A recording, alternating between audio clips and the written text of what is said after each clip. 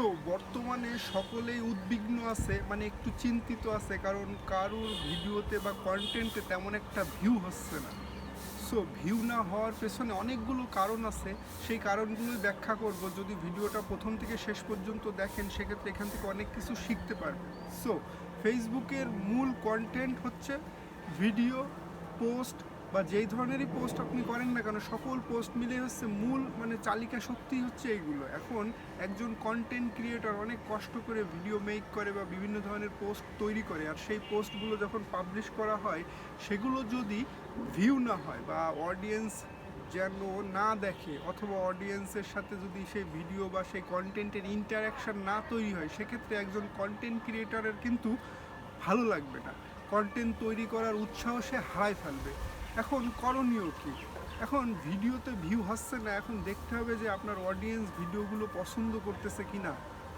আপনি যেই ধরনের কন্টেন্ট বা যেই ধরনের ভিডিও ধারাবাহিকভাবে আপলোড করে আসতেছেন বা তৈরি করে আসতেছেন নিয়মিত, সেই কন্টেন্টগুলো আপনার অডিয়েন্স পছন্দ করতেছে কিনা সেগুলো দেখতে হবে। এখন পছন্দ করুক বা না করুক, আপনার একজন কন্টেন্ট ক্রিয়েটরের মানসিকতা তৈরি করতে হবে যে আপনাকে কনসিস্টেন্সি ধরে রাখতে হবে, অর্থাৎ রেগুলারলি আপনাকে আপলোড করতে হবে আপনার যেই কন্টেন্টগুলো।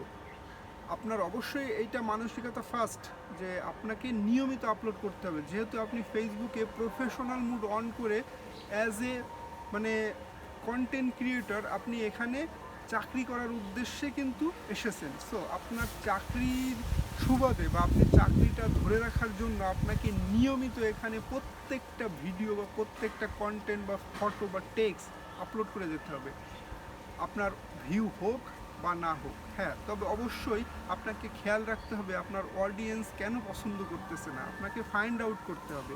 আপনি যদি দীর্ঘদিন ধরে দেখেন যে আপনি কনসিস্টেন্সি ধরে রেখে আপলোড করতেছেন, আপনার ভিডিওতে ভিউ আসছে না বা আপনার কন্টেন্টগুলো মানুষ পছন্দ করতেছে না, সেক্ষেত্রে আপনি একটু ডিফারেন্ট কিছু কন্টেন্ট ট্রাই করতে পারেন।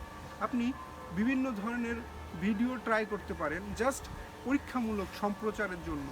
দেখবেন যে কোন ধরনের ভিডিও তারা বেশি পছন্দ করতেছে বা কোন ধরনের কন্টেন্ট তারা বেশি পছন্দ করতেছে।